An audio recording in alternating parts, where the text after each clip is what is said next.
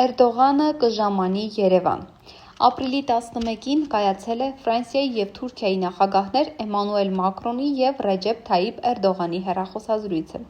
Այդ մասին հայտնել է Թուրքիայի նախագահի աշխատակազմի հանրային կապերի վարչությունը։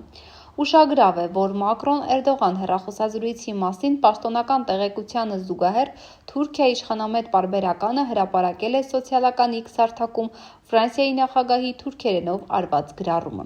Ըստ այդմ, Մակրոնը և Էրդողանը քննարկել են Մերձավոր և Միջին Արևելքում իրավիճակը, կոչ են արել պահպանել հրադադարը և այն իրականացնել նաև Լիբանանում, ապահովելով Հորմուզի նեղուցում ազատ նավագնացությունը և ընդգծել դիվանագիտական ամուր և տևական լուծման անհրաժեշտությունը։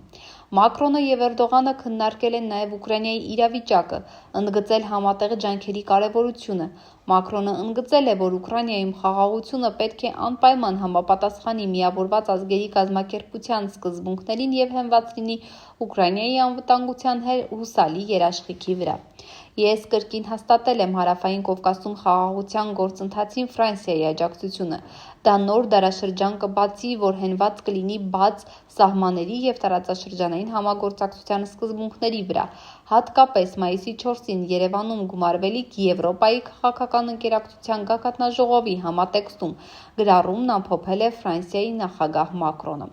Ֆրանսիայի և Թուրքիայի նախագահների հեռախոսազրույցի ընթացքում Հարավային Կովկասին վերաբերող հարցերի քննարկումը միանգամայն տրամաբանական է,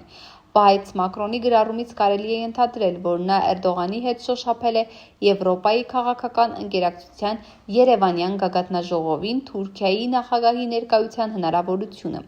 Թուրքիայի նախագահի գրասենյակի պաշտոնական հաղորդագրությունը Մակրոն-Էրդողան հեռախոսազրույցին այդ մանրամասնություն չի տարածել։ Արժե թերևս ընդգծել, որ Ադրբեջանի իշխանական լրատվամիջոցները նույնպես առանց սրբագրումների տարածել են Ֆրանսիայի նախագահի սոցցանցային գրառումը։ Պաշտոնական Բաքուն, ինչպես հայտնի է, Եվրոպայի ժողովրդավարական ընկերակցության երևանյան գագաթնաժողովին չի մասնակցի, բայց Թուրքիան դեռևս այդ առումով որևէ հայտարարություն չի արել։